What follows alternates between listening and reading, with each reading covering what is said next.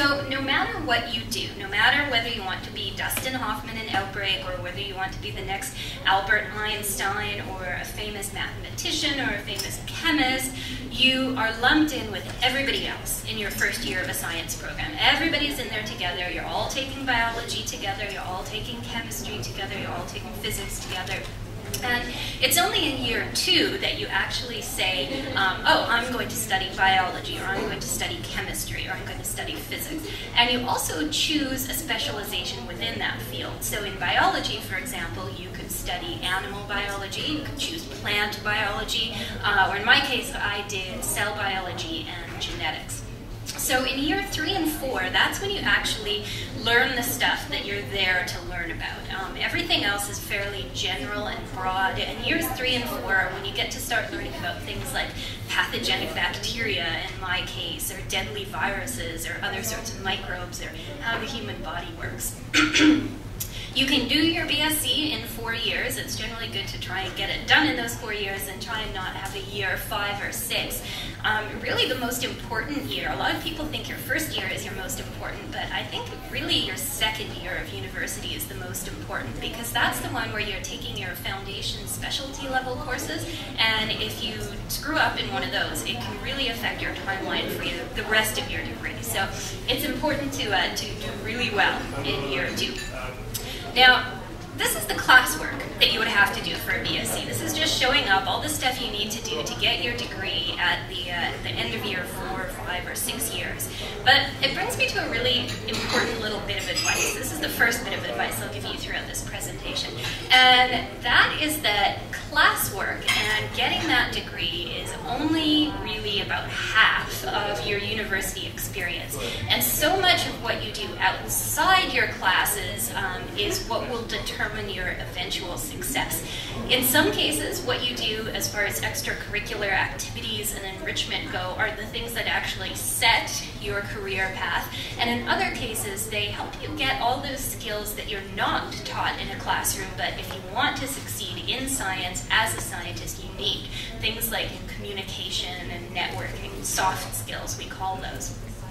So in my case, what I did outside of my university classwork was really what set the stage for me being able to do stuff like science television and science journalism. So I think the best decision I ever made in my life, although I really had no idea that it was going to have such an effect at the time, was going to work for one of the newspapers on the UBC campus. The paper was called the 432, and it was a satire paper put out by the Science Undergraduate Society. We used to run stories like, boron, a hoax, science community very upset.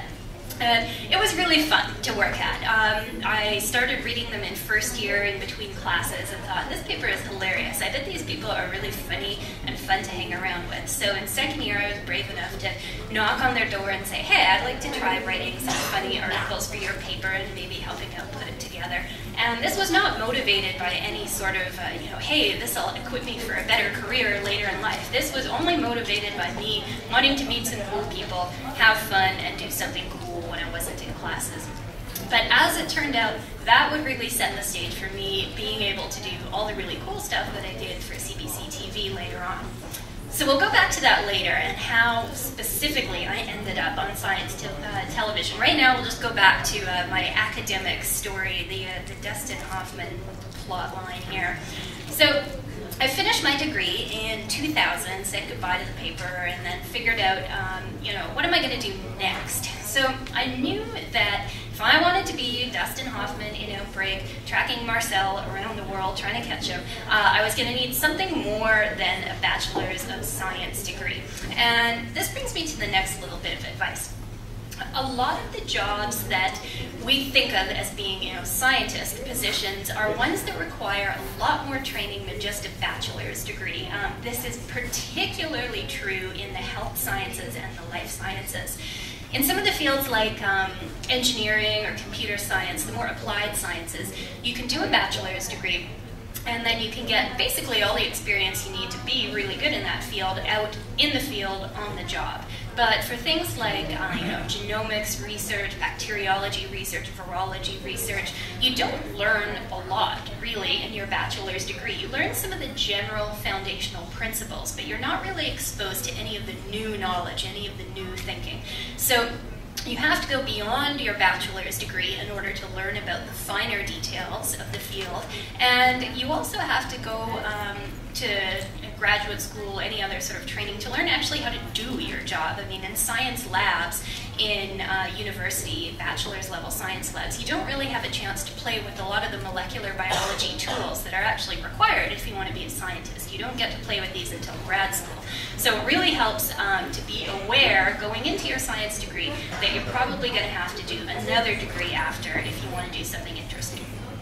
So, to be Dustin Hoffman, you would need either an MD or a PhD. So MD is the medical doctor, a PhD is basically a research doctorate, and there are a few super crazy and very smart people out there that do actually combined MD, PhDs. I know 3 of them, and they are pretty much the smartest dudes I know. In my case, I thought med school might be interesting, but I wasn't really that into it. And, I think I wasn't really that into it because I didn't know enough about it. Knowing now about med school, what I do, I might have been more interested in it as a career. I didn't really appreciate that there was such a spectrum of medical doctors. I didn't know, for example, that you could be a medical microbiologist, which would be perfect for being Dustin Hoffman in Outbreak.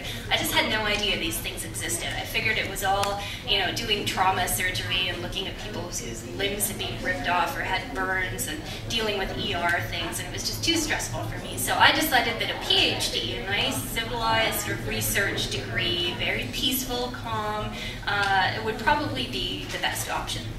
So I'll tell you about graduate school in one slide too. I fit everything you needed to know about a bachelor's in one slide. Here's everything you need to know about what you do after your bachelor's in one slide.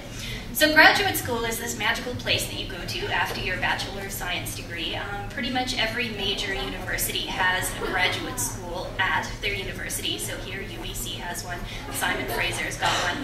And at grad school, you can choose to do a Master's of Science, or you can do a PhD, or you can do both. In the past, people would do a BSc, then an MSc, then a PhD. And what most people do now, and what I did as well, is you finish your BSc, you enter the master's program, and then you skip ahead to the PhD program. So you kind of get to skip the middle step, and it's nice, it's fast that way. And basically, the way graduate school works is you pick a scientist that you want to work for. Instead of subscribing to a particular program like you do as an undergrad, you say, okay, who are the scientists that are out there in the world that are working on stuff like Dustin Hoffman in Outbreak would, and are they hiring graduate students? So you find somebody that's doing something interesting, you apply to them, and you say, hey, can I come work with you on one of your research projects? If they like you, they bring you on, and you basically, for the next 4 to 7 years, do everything they tell you to do.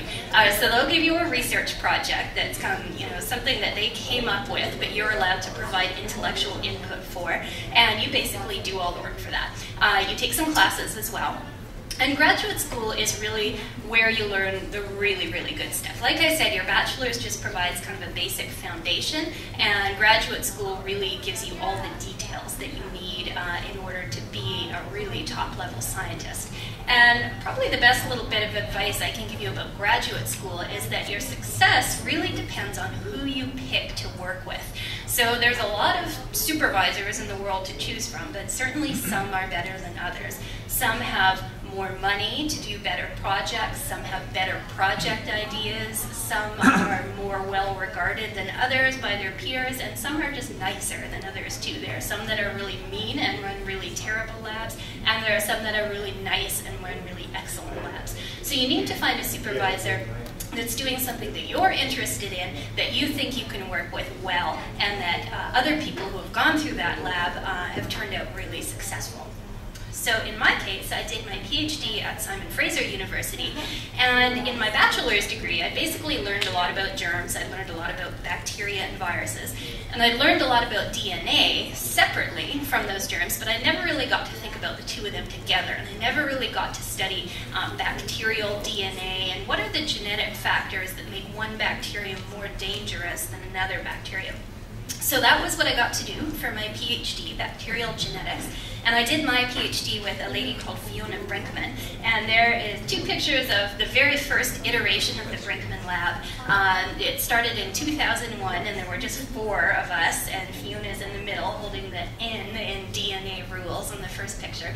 And Fiona now has gone on to train in the last 10 years or so several hundred people. So it started small and it's become really huge, and she's very well regarded, and everybody that's gone through her lab has turned out pretty well. So the guy that is holding the A in the picture, the first picture there, Will, he and I were doing our PhDs at the same time, and he now works in the United States in Maryland, and he's part of a huge international project that is looking at all of the microbes, both bacteria and viruses, that live in the human body at different sites. So the part of the body that he works on is the gut.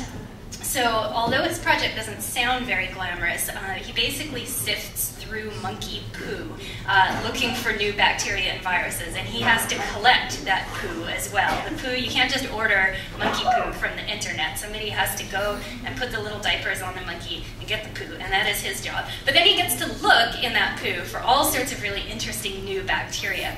Another guy, he's not in this picture, he joined the lab a little bit later, but he finished his PhD as well. His name is Morgan, and right now, like at this exact very second, Morgan is now in Antarctica, hanging out in an ice cave where he's sampling the ice for discovering new bacteria and new archaea, kind of a related family to bacteria that might be used for industrial purposes. So a lot of people went through that lab, and a lot of people ended up having really cool jobs. So when you're choosing a graduate supervisor, you have to pick somebody that's interesting and has produced some really cool trainees.